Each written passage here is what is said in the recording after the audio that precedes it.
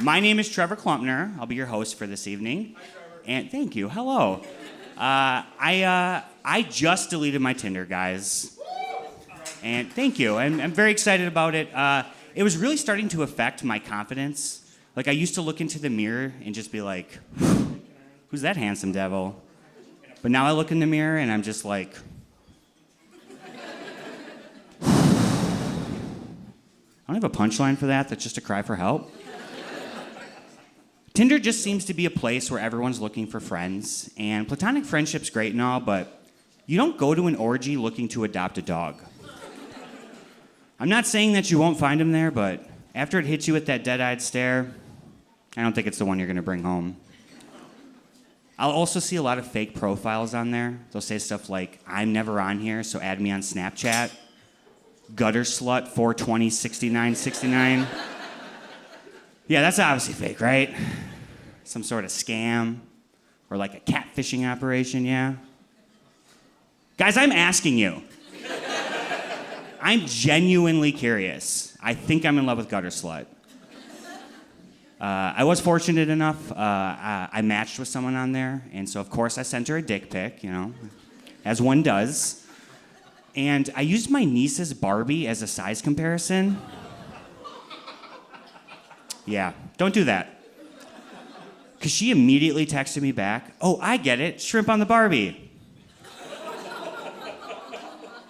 I didn't get it, or any of that night, really. But what I'm getting at with all this is that dating is hard. Like, back in the day, you used to be able to just marry the first person you saw so you could build an army of ranch hands, right? And I think the church is trying to go back to that, and that's why they created promise rings, which are essentially cattle tags in like the weirdest form of dibs I've ever seen. And in today's sexual climate, like, what's the promise? Only butt stuff? I don't get how this is a thing that, like, Catholic girls believe. Like, do they think God's up there just like, all right now, no premarital sex, but if you have an urge, you do got a butt. Until he looks over at the gay guy, except for you. No gay stuff.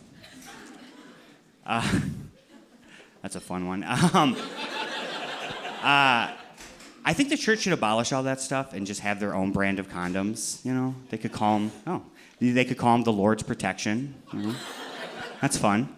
On the side of the condom, you could have written, "He has risen." It's a great way to get Jesus up in ya. But most importantly, you'd know what it's like to have God in the room with you.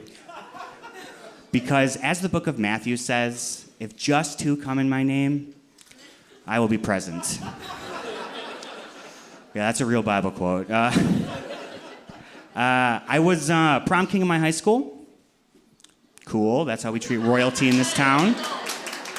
I prefer bows. It wasn't that cool, because I grew up in a very small rural farming community. Like, it was down to me and a pig. And guys, it was close. And growing up like that, art was never really valued. I once drew a picture for my mom, and she told me to quit being gay and get back out in the field. Now, in her defense, it was a picture of me blowing James Vanderbeek, so what are you gonna do? I can't say it was all bad, because this one time, my friends and I, we found this half-buried thong down by the river. It was black, lacy, evidence to a crime scene. And instead of reporting it, we decided to take turns wearing it and showing it off to each other. Yeah, boys will be boys, right? And I know I should have put it back so some other kids could have this magical experience, but I decided to keep it because it instilled a level of confidence in me I'd never experienced before. Like, I wore it on prom, guys. Pretty sure it's why I beat the pig. Plus, it matched my dates, you know, twinsies. But my girlfriend found it recently, and she thought I was cheating on her. So I had to explain, no, babe. It's from when I was a little boy. Yes, I too now know that that's the wrong answer. Thanks for confirming. When you grow up in a small town, you also tend to grow up really poor. Like, I grew up so poor. How poor were you? My grandma used to buy all of my Christmas gifts with Marble Miles.